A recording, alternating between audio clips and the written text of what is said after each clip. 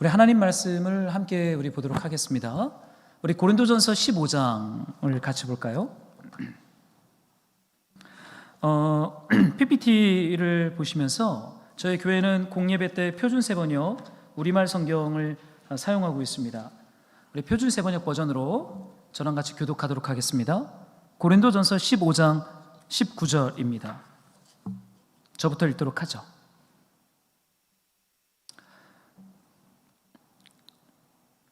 그리스도 안에서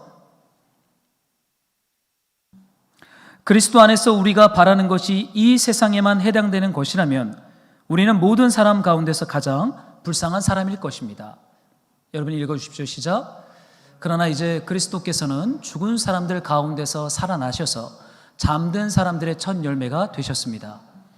한 사람으로 말미암아 죽음이 들어왔으니 또 한 사람으로 말미암아 죽은 사람의 부활도 옵니다. 아담 안에서 모든 사람이 죽는 것과 같이 그리스도 안에서 모든 사람이 삶을 얻을 것입니다. 네, 오늘 우리 부활절이죠. 우리 부활에 대한 이 말씀을 좀 붙잡고 우리가 좀 주님을 좀 깊이 묵상하기를 좀 소망합니다. 부활절이 오는 날은 항상 꽃이 피는 날인 것 같아요. 어제뿐만이 아니죠. 그제부터 우리 교화 중심 공원을 비롯해서 제가 출퇴근하는 길에 얼마나 벚꽃이 활짝 피었는지 주님의 고난 주간과 주님의 고난을 묵상하기에는 너무 세상이 밝다. 그리고 너무나 놀 것이 많고 즐길 것이 많다라는 생각을 좀 하게 돼요. 오늘 부활절은 벚꽃 그리고 이 화창한 봄과 함께 우리에게 부활이 오는 것을 좀 보게 됩니다. 여러분 부활에 대해서 오늘 부활절이기 때문에 우리가 묵상하는 것이기도 하지만 여러분에게 있어서 부활은 어떠한 의미가 있습니까? 이 부활이 우리의 신앙 고백 안에 객관적인 진리를 넘어서 나에게 있어서 부활, 예수님의 부활이 우리에게 어떠한 의미가 있는지 우리는 종종 생각하고 질문하고 하나님의 말씀 앞에서 우리는 좀 그 질문에 대해서 좀 답할 필요가 있습니다. 우리 예수님께서 죽음에서 살아나신 사건, 그 부활이 벚꽃이 활짝 핀 오늘을 살아가는 우리에게 그 어떤 의미가 있냐라는 거예요. 바울이 이런 얘기를 해요. 제가 19절을 한 번만 좀 더 읽어드리겠습니다. 우리가 이 세상만을 생각하고 그리스도께 소망을 걸었으면 우리는 모든 사람 가운데서 가장 불쌍한 사람일 것입니다. 바울이 고린도 교회에게 예수 그리스도의 부활을 설명하면서 이런 이야기를 합니다. 만약에 우리가 그리스도를 믿는 것이, 그리스도를 따라가는 것이 이 세상에서의 어떠함 때문이라면 우리 예수 믿는 신자들, 그리스도인들은요, 이 세상의 어떤 사람들보다 불쌍한 존재가 될 것이다 라고 얘기를 해요. 어떻습니까? 그렇잖아요. 우리는 주님의 말씀 때문에 손해를 당하기도 하고 주님의 말씀에 순종하고 주님의 뜻에 순복하다 보면 때로는 피치 못할 어려움과 공경을 당할 때도 있습니다. 바울은 말하는 거예요. 우리가 바라는 것이 이 세상에만 해당된다면 우리는 진짜 불쌍한 사람들이다 라고 말하고 있는 것이죠. 이 세상에서 눈에 보이는 것으로만 우리 인생의 행복과 성공을 정의를 둔다면 우리는 진짜 불쌍한 사람이다. 바울이 이렇게 얘기합니다. 참 멋있는 사역자예요. 그렇죠. 우리 예수 믿는, 저도 교회 개척을 하고 예수 믿는 신자로서 이 길을 걸어갈 때 만약에 이 세상에서의 부유함과 성공의 기준으로만 본다면 참 불쌍한 존재로 끝을 맺을 수밖에 없겠구나라는 생각을 하게 됩니다. 근데 여러분 바울은요, 이 세상에만 해당되는 것이 아니다 라고 말하고 있는 거예요. 그리스도를 믿고 따라가는 것은 이 세상에만 국한되는 것이 아니라 미래의 소망이 우리가 붙잡는 믿음의 실체이다 라고 말을 하고 있습니다. 여러분 예수님 어떻게 믿었습니까? 무엇 때문에 예수님 믿게 됐어요? 우리 주님의 십자가 부활을 기억하고 있지만 저 개인적으로 제가 예수님을 믿게 된 과정과 그 여정의 시작을 보면 철저하게 저의 개인적인 필요 때문에 제가 예수님을 믿은 것 같아요. 저는 모태신앙이 아닙니다. 저는 철저하게 샤머니즘을 비롯해서 개인적인 어떠한 폭력과 불신과 우상에 중독되어 있던 양 가문에서 제가 예수를 처음 믿었어요. 예수를 믿었던 이유는 이 주님의 십자가 부활 때문은 아니었어요. 철저히 저의 개인적인 필요입니다. 교회가 필요했어요. 교회가 제공하는 그 사랑과 그 환대와 축복이 저에게 너무나 필요했기 때문에, 그래서 저는 그것이 동기가 되어서 예수를 믿게 됩니다. 철저하게 이 세상에서의 필요가 믿음의 시작이 되었던 것이죠. 사실 제가 중고등학교 때 교회를 처음 나갔는데 이 깨어진 가정에서 숨을 공간이 저에겐 필요했습니다. 그리고 숨을 쉴 공간이 필요했어요. 집에 있으면요, 숨을 데가 없는 거예요. 숨이 꽉 막힙니다. 어떻게 숨 쉬고 어떻게 살아야 되는가 고민하는 과정 속에 제 고향 시골 작은 교회 공동체를 만났어요. 거기에는 환대와 우정과 사랑이 있었습니다. 여기라면 내가 숨을 수 있겠다. 내가 숨 쉴 수 있겠다. 그것이 저에게 믿음을 시작하게 되었던 주관적인 필요 시작이었어요. 그런데요, 예수를 믿는 것은 철저하게 개인적인 필요 때문에 예수님을 믿는 것은 사실입니다. 이건 누구든지 저의 믿음의 여정에서도 이 주관적인 필요를 넘어설 수 없었던 것 같아요. 외롭고 힘들어서 교회를 찾았기 때문입니다.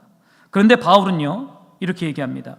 우리가 예수를 믿는 이유가 이 세상에서의 필요를 채우기 위함이라면, 여기에만 국한되는 것이라면 우리는 이 세상 어떤 사람보다 불쌍한 존재가 될 것입니다. 도대체 뭘 말하는 겁니까? 아니, 나의 필요 때문에 예수를 믿고 하나님을 따라가는 것이지, 그럼 뭐 때문에 예수를 믿냐고요? 여러분, 예수님께서 이 땅에 오신 이유, 주님이 십자가에 달린 이유, 우리 주님이 부활하신 목적이 무엇입니까? 우리는 그 목적을 좀 기억해야 돼요. 이 세상에서 우리의 필요를 채우기 위함은 아니라는 것이죠. 주님이 십자가에서 죽고 부활하시고 이 땅에 하나님의 아들이 사람의 몸으로 입고 오신 그 목적은 이 세상에서의 필요를 채우기 위한 것만은 아니다라고 바울은 말하고 있고 성경은 증언하고 있어요. 여러분, 이 세상 안에서 어떻게 살 것인가, 얼마나 많은 사람들이 여기에 관심이 있어요. 이거 메인 토픽입니다. 이 세상 안에서 어떻게 영원히 행복하게 살 것인가를 고민하고 학습하고 준비하고 훈련합니다. 우리 아이들에게도 그것을 가르치고 있지 않아요. 어떻게 더 성공적인 사람이 될 것인가, 어떻게 수고를 많이 하지 않고 안정된 수익을 얻을 것인가, 어디 아파트가 투자 가치가 있는가, 세상은 온통 여기에 마음과 관심이 집중되어 있어요. 이 세상에서의 필요입니다. 더 나아가 하나님의 은혜로 이 모든 것들을 선점하고자 하는 일들이 사실은 우리 크리스찬들 안에서 일어나고 있는 것이 이 시대의 특징들 중에 중요한 특징이 아닌가 좀 생각하게 돼요. 그런데 바울은요, 근데 하나님께서 바울을 통해 기독교의 복음, 우리 예수가 왜 이 세상의 소망이고 복음이 되는지 20절에서 이렇게 말합니다. 우리 한번 같이 20절을 한 목소리로 한번 힘있게 다 같이 좀 읽어보겠습니다. 함께 시작.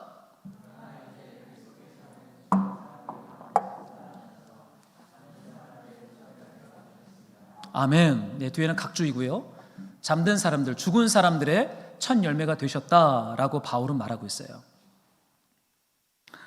여러분, 복음은요, 우리 그리스도인들에게 있어서, 우리 교회에게 있어서 가장 위대한 좋은 소식, 기쁨의 소식, 굿뉴스, 복음은 하나님의 아들 예수 그리스도께서 우리 죄를 위하여 십자가에서 죽으셨고 그 죽음에서 살아나셨다는 것입니다. 여러분, 이것이 예수님이 이 땅에 오신 목적이고 우리 그리스도인들에게 있어서 가장 좋은 소식이고 복음이라는 거예요. 어때요? 이게 복음으로 다가옵니까? 아니면 여러분의 삶에 어떠한 문제가 해결될 때 더 이렇게 복음과 하나님의 은혜로 더 기뻐하고 있습니까? 아니면 그리스도가 나를 위해 이 땅에 오셨고 죽으셨고 부활하셨다라고 하는 그 복음만으로 여러분 충분히 우리가 기뻐할 수 있고 만족할 수 있고 감사할 수 있습니까? 여러분, 예수님의 부활이 가장 위대한 소식, 복음입니다. 이것이 기독교의 본질이고 핵심이에요. 내 문제가 해결되고 채워질 때가 은혜의 때가 아니라 이미 하나님의 은혜는 그리스도께서 나의 죄를 위하여 죽으시고 부활하신 것, 이것이 복음이고 우리가 믿는 믿음의 실체다라고 바울은 말하고 있어요. 여러분, 예수님의 부활이 왜 복음이 될까요? 좀 질문을 던지고 싶어요. 예수님이 십자가에서 죽으시고 살아나는 것이 왜 우리에게 기쁜 소식이고 복음이 되냐고요. 우리는 이 질문에 대해서 좀 답할 필요가 있잖아요. 여러분, 이 세상을 좀 보십시오. 예수님의 십자가와 부활을 말할 때 거기에서 매력을 발견하지 못하는 세상이 됐어요. 왜냐하면 우리가 살아가는 세상은 너무나 발전했습니다. 제가 어릴 때 살던 집에 비교하면 지금 제가 사는 집은 너무나 편안하고 안락한 주거 공간이 되어버렸어요. 불편함이 없어요. 경제적으로 어렵고 일을 할 수 없는 사람들에게는 국가가 굉장한 사회복지로 그들의 삶을 지탱해주고 유지해주는 복지 국가가 되었습니다. 이제는 간절하게 기도하지 않아도 어느 정도의 기본 생활을 누릴 수 있는 세상, 사회가 만들어졌어요. 그런 세상 속에 사는 사람들에게 주님의 십자가와 부활을 얘기할 때 그것이 뭐냐고, 그 별로 이렇게 매력적으로 다가오지 않는 것이 정직하고 솔직한 오늘의 세상의 반응이에요. 근데 여러분 기억하십시오. 아무리 세상이 발전하고 개발되고 복지가 향상되고 문명이 발전되어도요, 여전히 정복하지 못한 너무나 중요한 토픽 한 가지가 있습니다. 그게 무엇입니까? 죽음의 문제죠. 이 사망, 이 죽음의 문제는 해결되지 못했어요. 우리 인간이 느끼는 이 죽음에 대한 두려움, 우리 인간은 어쩌면 태어나면서부터 죽음의 카운트가 시작되었는지 몰라요. 죽음을 향하여 가고 있는지 모르겠습니다. 부활, 죽음, 이 단어는요 너무나 객관적인 단어죠. 동시에 주관적으로 경험되어야 하는 단어입니다. 아무리 탁월한 사람이 와서 부활이 무엇이고 죽음이 무엇이라고 풀어주어도요, 그것이 나에게 개인적이고 주관적인 것으로 다가오지 않으면 거기에는 아무런 영향력과 힘이 없는, 그냥 너무나 어떤 사상이 불과할 수 있어요. 부활, 죽음, 그게 뭐라고요? 그 죽음이 우리에게 어떻게 느껴지고 있습니까? 그래서 여러분, 세상에 나가서 아무리 부활을 외치고 십자가를 외쳐도 사람들이 여기에 반응하지 않아요. 왜인지 아십니까? 죽음을 느끼지 못하기 때문에. 그 죽음이 너무나 먼 나중 얘기로 너무나 이렇게 추상적이기 때문에 부활을 얘기하고 복음을 얘기해도 죽음이 느껴지지 않으니 부활을 받아들일 수가 없는 거죠. 그렇지 않습니까? 그러니 눈앞에 급급한 것들에 자신의 인생과 삶을 거는 일들이 세상 가운데서 일어나고 있어요. 그러나 성경은 말합니다. 죽음, 사망은 반드시 있다. 아직 해결되지 않은, 누구도 해결하지 못한 너무나 우리 인생의 숙제죠. 근데 여러분, 예수님의 부활이 왜 이 죽음에 대하여 복음이 됩니까? 22절에서 이렇게 얘기를 해요. 제가 좀 읽어드릴게요. 아담 안에서 모든 사람이 죽는 것과 같이 그리스도 안에서 모든 사람이 삶을 얻을 것입니다. 여러분, 그리스도의 부활은 앞으로 우리가 얻을 부활을 보여주는 첫 열매라고 말하고 있어요. 우리 그리스도께서 잠자는 자들의 첫 열매가 되었다는 것은요, 그리스도 예수 안에 있는 사람들이 두 번째 열매로 부활을 얻을 것이다. 여러분, 이것이 바울이 말하는, 성경이 말하는 가장 좋은 소식이었어요. 기쁨의 소식이었어요. 이 세상 안에서의 필요가 채워지지 않아도 그리스도로 말미암아 우리가 부활할 것이다. 그날에 그 마지막 나팔이 울리고 그리스도가 재림할 때 잠자는 자들이 깨어나서 몸의 부활과 함께 그리스도와 함께 영원히 통치하는 왕노릇하는 부활을 얻을 것이다. 이게 복음이래요. 이게 좋은 소식이래요. 여러분, 죽음을 경험하는 사람이 살아나면 이게 얼마나 이거 놀라운 거예요. 이것보다 가치 있는 게 어디 있어요? 여기에 목숨을 걸어야지 어디에 목숨을 걸어야겠습니까? 근데 중요한 건 죽음이 나에게 주관적인 것으로 다가오냐라는 거예요. 제가 이 죽음에 대해서 묵상하기에는 아직 젊습니다. 애들도 어리고 아직 살 길이 더 많은 것 같아요. 살아봐야 알겠죠. 근데 아직 더 많이 남은 것 같아요. 지금보다 2배는 더 살지 않겠나? 예, 젊습니다. 그런데 제가 이 죽음을 깊이 묵상했던 때가 한 4, 5년 전이었던 것 같습니다. 그 이전에는 죽음에 대해서 별 생각을 안 했어요. 하나님의 사랑과 은혜에 대해서 제가 열렬하게 반응하는데 죽음과 부활의 문제는 저에게 어떠한 하나의 진리, 체계로 이게 있었지, 이게 저의 주관적 고백이나 경험으로 아직은 풀어지지 않았을 때였습니다. 저희가 애들이 2명인데 여러분 다 아는 것처럼 둘째 딸이 심장병으로 태어났죠. 임신 5개월 차였던 것 같아요. 이제 그때가 저희 첫째 딸 두돌이었습니다. 두돌. 그래서 돌잔치 두돌 생일 파티를 하러 가기 전에 산부인과에 우리 둘째 아이 살짝 성별을 가르쳐 준다 그래서 그거 법적으로 얘기해 줄 수는 없잖아요. 그래도 이제 가면 대충 얘기해 줍니다. 뭐 파란색을 준비하세요, 뭐 노란색을 준비하세요, 얘기 다 해줘요. 웃기더라고요. 그냥 아들이에요, 딸이에요 얘기하면 되지 무슨 뭐 야구 모자를 준비하세요, 이제 그거 확인하러 산부인과 들렸어요. 그거 확인하고 이제 분당에 있는 뷔페 가서 우리 큰딸 두돌을 해주려고. 근데 이 초음파를 검사를 하는데 1시간, 2시간이 지나도 나오질 않아요. 왜 이렇게 안 나올까? 뭐 볼 게 있다고 빨리 10분이면 다 볼 텐데. 의사가 저희를 불러서 큰 대학병원에 가라는 거예요. 아무 말을 안 하고. 근데 우리가 그걸 확인해 받고 최종 결과를 들었는데 저희 둘째 아이가 심장 혈관에 굉장한 큰 문제가 있고, 우리가 논문들을 찾아보면서 확인한 거는 이 병을 가진 아이들이 태어나면 70%가 이 뇌장애를 가지고 아이들이 태어난다는 것을 논문으로 우리가 좀 확인을 했어요. 양심실을 못 쓰고 단심실로 수술을 해도 아이가 평생 살아야 되는 아주 이렇게 별로 상황이 좋지 않은 그 검사 결과를 제가 들었습니다. 그때 아내랑 제가 약 한 달을 대화를 안 했던 것 같아요. 어떻게 할 것인가, 이 질문 앞에서 아주 현실적인 고민까지 사실은 했었습니다. 우리가 이 아이를 감당할 수 있겠냐, 목회를 하면서. 아내도 저한테 말을 안 했고 저도 말을 안 했어요. 서로 눈치를 보면서 말을 안 했습니다. 그냥 기도만 했을 뿐이었어요. 그런데 제가 운전을 할 때면은, 혼자 운전을 할 때면 이 아이만 생각나는 거예요. 다른 건 생각이 안 나요. 주님 앞에 기도하죠. 주님 어떡합니까? 치료해 주십시오, 도와주십시오, 고쳐주십시오. 그게 고쳐집니까? 안 고쳐지죠. 어떻게 해야 됩니까? 절망 속에서 때로는 운전하다가 차 안에서 이렇게 펑펑 울며 주님 앞에서 기도했던 적이 한두 번이 아니었던 것 같아요. 왜냐하면 차 안에서는 저 혼자만 있으니까. 근데 어느 날 이 고린도전서 15장 말씀이 생각이 났어요. 그 말씀이 뭐였냐면 이 말씀이었습니다. 마지막 나팔이 울릴 때 눈 깜빡할 사이에 홀연히 그렇게 될 것입니다. 나팔 소리가 나면 죽은 사람은 썩지 않을 몸으로 살아나고 우리는 변화할 것입니다. 주님의 부활, 그리고 그리스도인의 부활, 그리고 몸의 부활을 고린도전서 15장에 가득 채워져 있는데 그 끝자락에 하나님이 바울을 통해 이렇게 얘기해요. 그리스도의 부활이 우리에게 왜 소망이 되냐?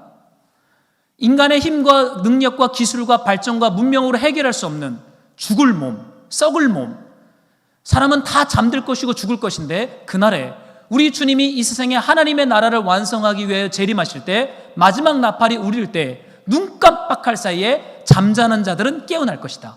그리고 그 몸은 썩지 않을 영화로운 몸으로 변화될 것이다 라는 이 복음과 연결되기 때문인 걸 발견했어요.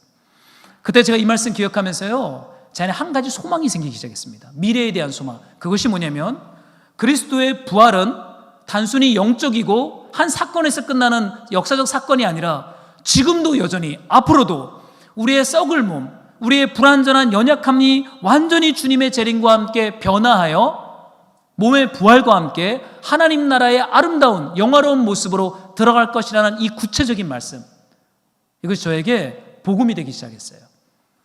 그래서요, 지금은요, 저희 딸이 이제 1차, 2차, 마지막 3차 폰탄 수술까지 마치고 지금은 단심실로 살아갑니다. 무리를 하면 안 돼요. 양심실이 아닌 단심실로 아이가 살아가는데도 우리 안에 있는 한 가지 소망은 그리스도의 부활이 첫 열매였고 그 두 번째 열매는 믿음 있는 신자들 안에 주어질 것이라고 하는 이 소망의 말씀이에요. 죽을 썩을 몸이 썩지 않을 몸으로 변화하는, 그리스도의 형상과 모양으로 완전한 흠없고 점없는 모습으로 변화하여 하나님의 나라에서 그리스도와 함께 왕노릇한다는 이 복음, 이것은 단순한 사상이 아니라 실제이고 역사이고 우리에게 주신 미래에 대한 소망의 약속이라는 거예요. 이게 부활입니다. 이것을 믿고 바라보는 사람들은 이 세상 안에서의 어떠함에 갇혀 살지 않는다라고 말해요. 왜냐하면 여전히 이 세상은 불완전해요. 아무리 우리가 기도를 많이 하고 하나님의 말씀대로 살아도 해결되지 않는 문제들이 너무나 많아요. 이걸 어떻게 해석하냐고요. 그것이 해석이 돼야 간증이라도 할 텐데 간증하는 사람들은 소수예요. 그러면 간증거리가 없는 사람들은 무엇입니까? 하나님의 사랑을 못 받은, 축복을 못 받은 사람들일까요? 그렇지 않아요. 바울은 말해요. 우리의 자랑은 이 세상 안에서의 어떠함이 아니라 그리스도의 부활이 우리에게 소망이 된다라고 말하고 있습니다. 그리스도의 부활이 좋은 소식, 복음이 되는 이유는 그분의 부활로 말미암아 죽음의 종노릇하는 허무한 무력한 인생의 삶에 온전한 부활, 죽은 사람이 썩어 없어지지 않을 몸으로 부활하고 아무 흠도 없는 영광스러운 모습으로 변화하게 된다는 것입니다. 여러분, 사람이 가장 불행한 때는요, 병든 때도 아니고 가난할 때도 아니고 사람들에게 잊혀질 때도 아닙니다. 사람이 가장 불행한 때는 자신이 하고 있는 그 일에 대해서 허무함에 종노릇할 때예요. 그것의 의미를 발견하지 못할 때예요. 길을 잃어버려요. 허무함은 죽음입니다. 아무리 돈을 많이 갖고 부유해도요, 허무함에 종노릇하는 사람들이 얼마나 많은지 몰라요. 그건 죽음에 사로잡힌 것이죠. 이 세상이 영원할 것이라고 착각하며 이 세상에서 내가 안전하게 거할 수 있는 유토피아를 만들고자 하는 그 피곤함, 그 우리를 얼마나 피곤하게 만듭니까? 눈치 보게 만들고 불법을 행하게 만들고, 이 세상이 영원할 것이라고 착각하기 때문에 우리 스스로를 피곤함 가운데 종노릇하게 해요. 여러분, 그거 죽음입니다.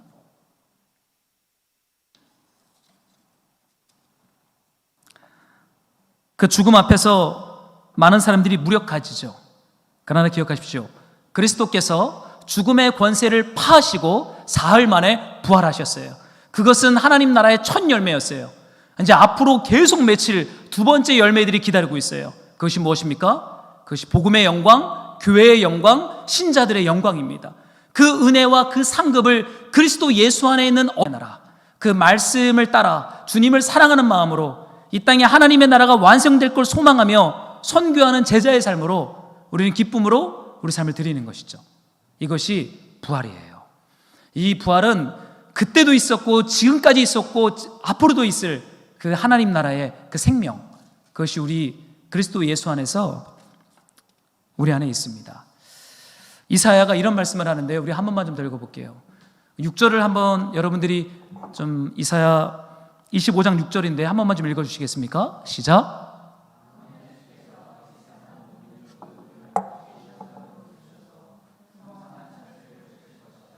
기름진 것들과 오래된 포도주, 제일 좋은 살코기와 잘 익은 포도주로 잔치를 베풀 것이다. 이것은 앞으로 우리 하나님이 이 세상을 어떻게 구원할지에 대한 이사야를 통해 주어진 예언이에요. 하나님이 시온산에서 풍성한 잔치를 베푼대요. 그 잔치가 무엇이었습니까? 여러분, 십자가였습니다. 세상 사람들은 잔치하면 이 세상에서 영원할 것, 힘 있는 것들의 축적과 구축이라고 생각하지만 하나님이 디자인하신 이 풍성한 잔치는 하나님의 아들을 십자가에 못 박는 그 제사, 그 향연, 그 십자가가 우리를 풍성하게 하는 하나님의 생명이에요. 여러분, 그리스도 예수 안에 있는 사람들은 말라가지 않습니다. 우리는 세월이 흐를수록 진액이 마르지 않아요. 우리는 점점 부활의 생명과 기쁨과 사랑 안에서 이 풍성한 잔치를 먹고 마시는 주님의 이 향연의 만찬 앞에서 이런 살찐 인생으로 주님이 우리를 이끌어 가십니다. 이게 부활이에요. 지금도 날마다 매일매일. 그러면서 이사야를 통해 주님이 이렇게 말씀하세요. 제가 좀 읽어드릴게요. 주님께서 이 산에서 모든 백성이 걸친 수의를 찢어서 벗기시고 모든 민족이 입은 수의를 벗겨서 없앨 것이다. 여러분, 수의가 뭔지 아십니까?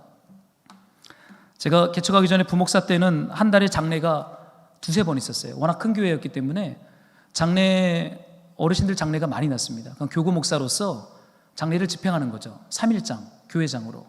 두 번째 날 입관 예배 전에 시체를 염하는 장소에 제가 목사로 들어갑니다. 그러면 이제 염을 할 때 제가 옆에서 기독교 예식으로 염이 진행될 수 있도록 이렇게 사회를 봐요. 그때 마지막에 이 수의를 입혀요. 이건 죽은 송장이 입는 옷입니다.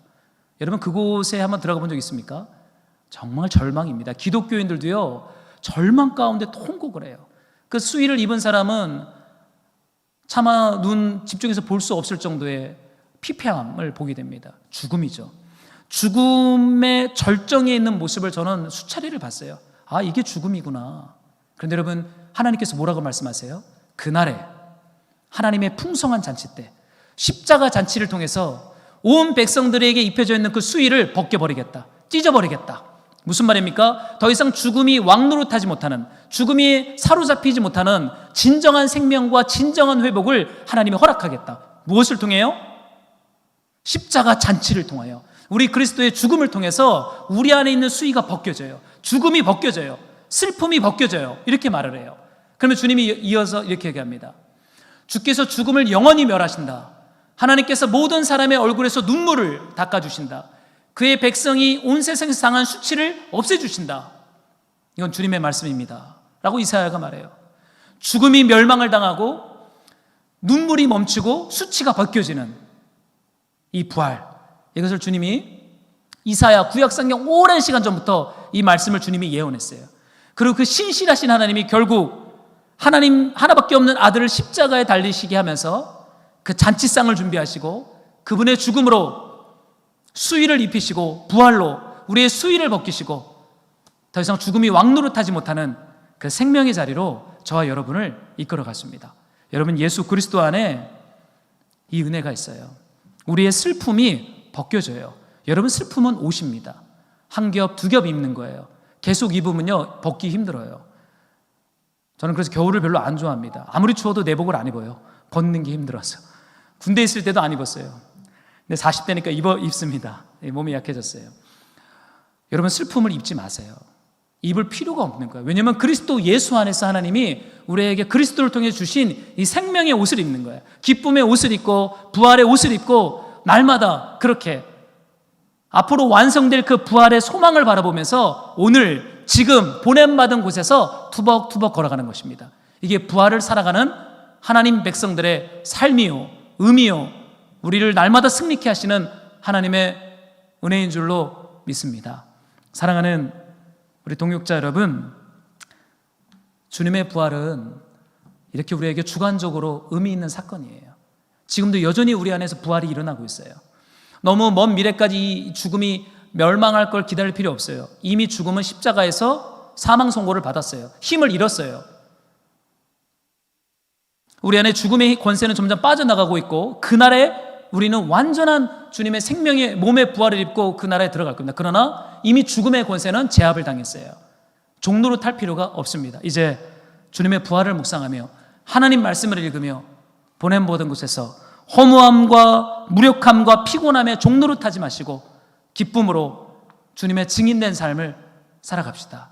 여러분, 복음을 말할 때 바울이 이렇게 얘기해요. 복음 중에 주님의 부활을 모든 사람에게 보이지 않았어요. 고린도전서에 의하면 주님이 택하신 사람들에게 주님의 부활을 먼저 보였다라고 말해요. 그들이 누가 됩니까? 증인이 됩니다. 여러분, 우리는 증인이에요. 하나님이 선택하셔서 우리에게 먼저 부활을 보여줬어요. 여러분, 나가서 부활을 얘기해 보세요. 정신 나간 사람 취급합니다. 저 사람 아직도 저런 얘기를 해. 정신 나가 취급을 해요. 코로나19 시대에는 더 심해졌어요.